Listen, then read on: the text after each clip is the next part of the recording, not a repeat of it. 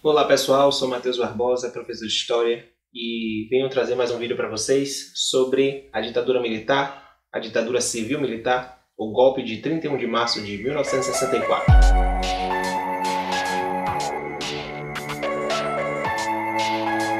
Então, vamos analisar agora o governo de Jânio Quadros e João Goulart.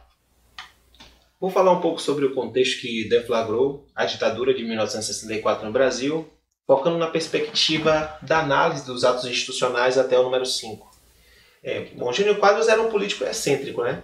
Ele vendia um discurso que nunca sai de moda no Brasil, que vai acabar com a corrupção, que vai restabelecer valores morais. Ele se colocava como um gestor, criticava a questão da administração pública, pedia honestidade na administração e caía bem para o lado conservador brasileiro.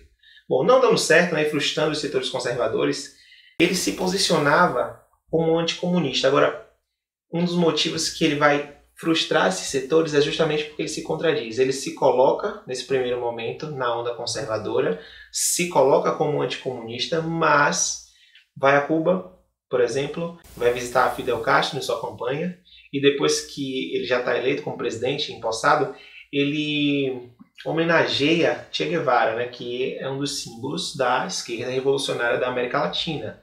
Homenageia com a Gran Cruz da Ordem do Cruzeiro do Sul. Ele tinha o ideal de que os poderes do presidente da República eram limitados e que, para governar, ele precisaria de mais poder.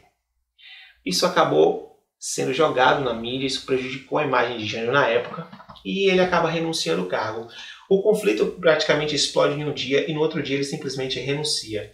Mas é óbvio que tinham motivos por trás dessa renúncia abrupta de Jânio Quadros, que perto de falecer ele deixa uma carta para o seu neto explicando essa articulação e reconhecendo que foi um erro. Então, abre aspas aqui, eu vou ler o que Jânio Quadros escreve. Meu ato de 25 de agosto de 1961 foi uma estratégia política que não deu certo. Uma tentativa de governabilidade. Também foi o maior fracasso político da história republicana do país. O maior erro que já cometi. Pensei que os militares, os governadores e, principalmente, o povo nunca aceitariam a minha renúncia e exigiriam que eu ficasse no poder.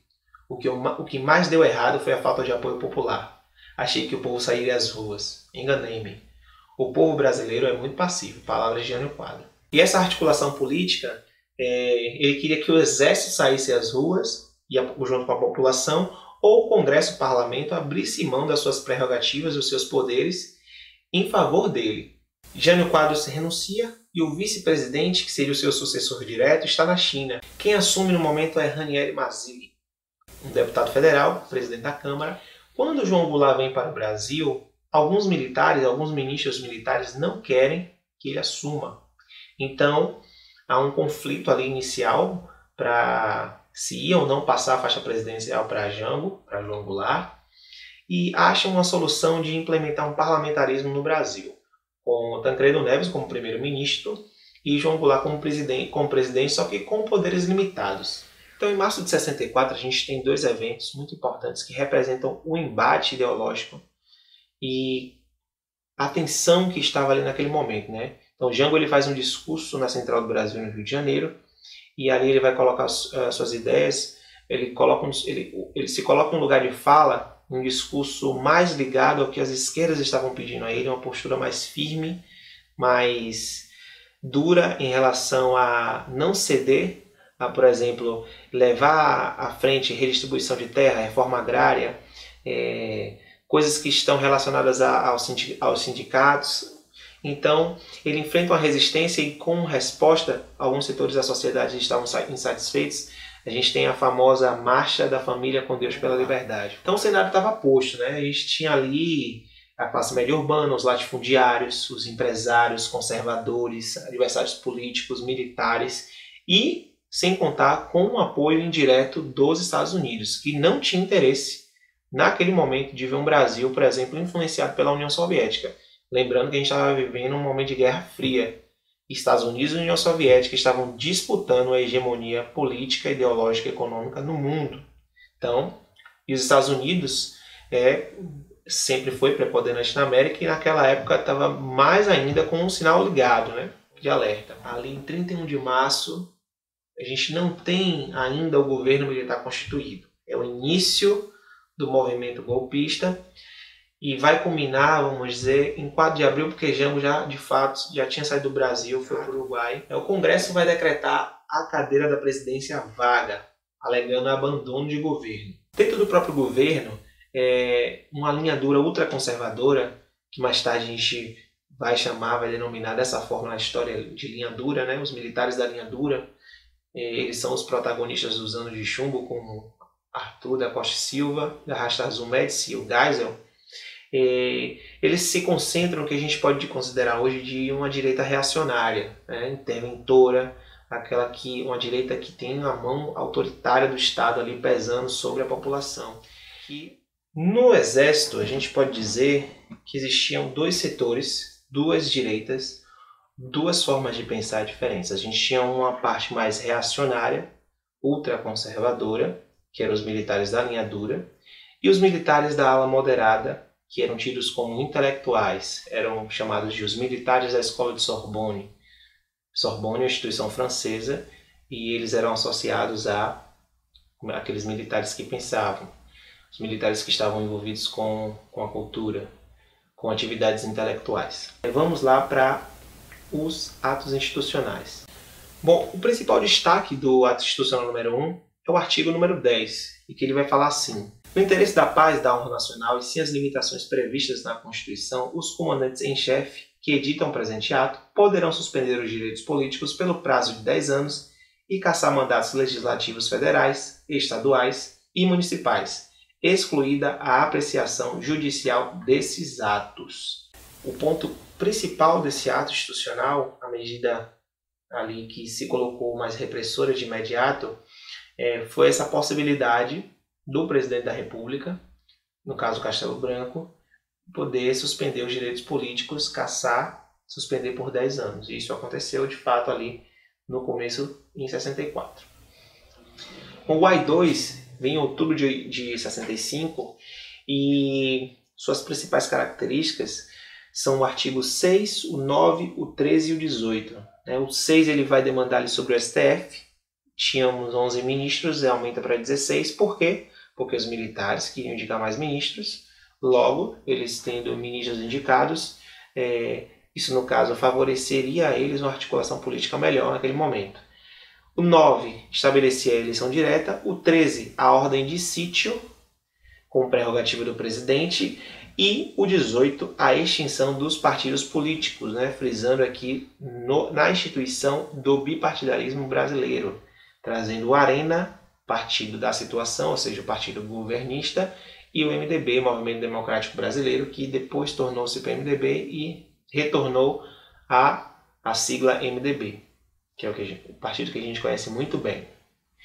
O AI-3, em fevereiro de 66, ele extingue as eleições diretas para governador.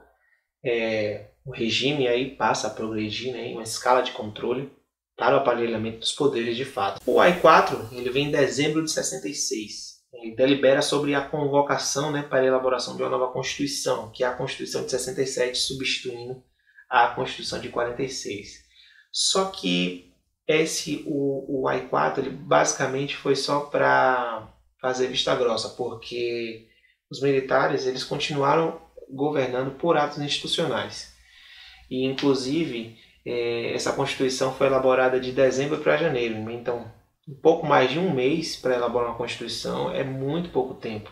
Você vê o nível que eles estavam preocupados em analisar categoricamente ali para se formar uma Constituição, a Carta Magna de um país.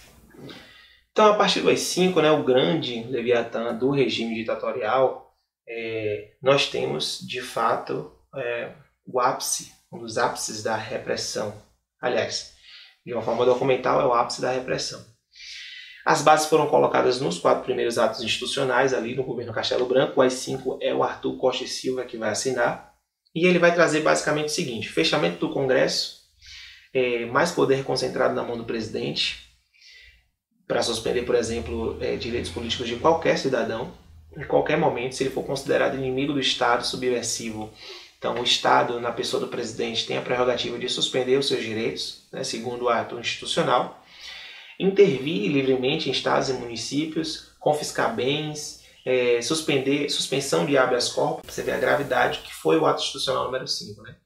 Inclusive, a pessoa que era considerada inimigo do Estado ficava impossibilitada de recorrer à justiça, sendo considerado praticamente um criminoso sem uma chance de defesa. Muita gente não leu o AI-5, é até interessante, tem no site do Planalto, uma das minhas referências que eu uso para fazer o vídeo, para trazer as explicações e as minhas bases de leitura. Muitas coisas eu encontrei no site do Senado Federal, no site do Planalto, também 2 livros que foram muito importantes para trazer essa fundamentação teórica para vocês, que é Os Presidentes, e daqui a pouco eu pego o nome do autor, e também um sobre os presidentes dos Estados Unidos, especificamente a parte que vai falar da articulação dos Estados Unidos no período do governo João Goulart. O AI-5 ele vai trazer aqui alguns artigos chaves para a gente compreender essa repressão. É o artigo 2, o 3, o 4, o 8 e o 10. Vamos dar uma olhadinha aqui. O artigo 2 vai dizer o seguinte, né? O presidente da República poderá decretar o recesso do Congresso Nacional, das Assembleias Legislativas e das Câmaras dos Vereadores, por ato complementar, em estado de sítio ou fora dele, só voltando os mesmos a funcionar quando convocados pelo presidente da República, ou seja, o presidente da República vai ter o poder de fechar o Congresso. Essa palavra recesso que está aqui no ato é fechamento. Então, artigo 3. O presidente da República, no interesse nacional, poderá decretar a intervenção dos estados e municípios sem as limitações previstas na Constituição, ou seja, o presidente pode simplesmente intervir no estado e município sem observar a Constituição. Então, para que serve essa Constituição que eles fizeram em 67? Para nada. Os atos institucionais, como se vê, estavam ali superior à Carta Magna, à Carta Constitucional. O artigo 4.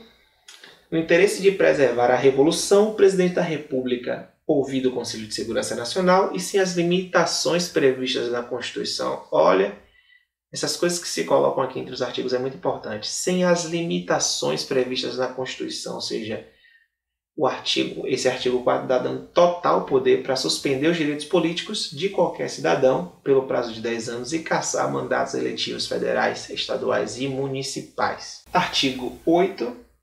O presidente da República poderá, após investigação, decretar o confisco de bens de tantos quantos tenham enriquecido ilicitamente no exercício de cargo ou função pública, inclusive de autarquias, empresas públicas e sociedades de economia mista, sem prejuízo das sanções penais cabíveis.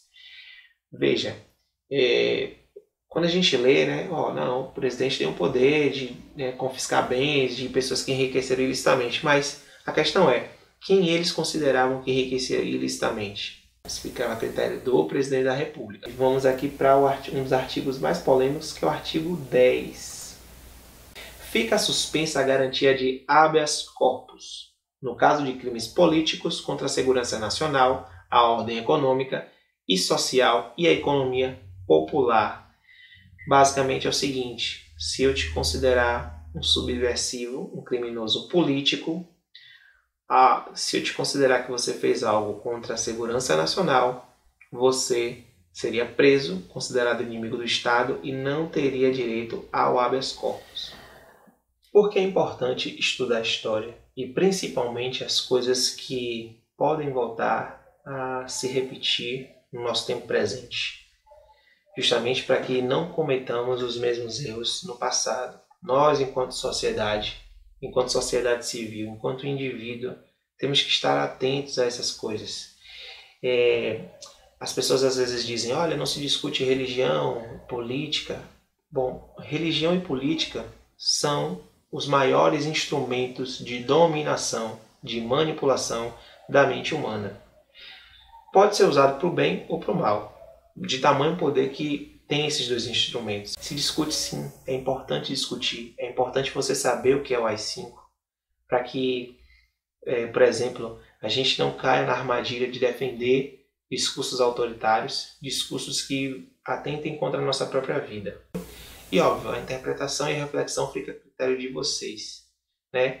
A importância que se dá a esse momento agora, a importância que se dá a compreender o que são essas coisas que os agentes políticos estão propagando hoje é justamente de você ter o cuidado com a sua própria vida e com a vida coletiva, o bem-estar social e o bem-estar da democracia. Vou encerrando por aqui.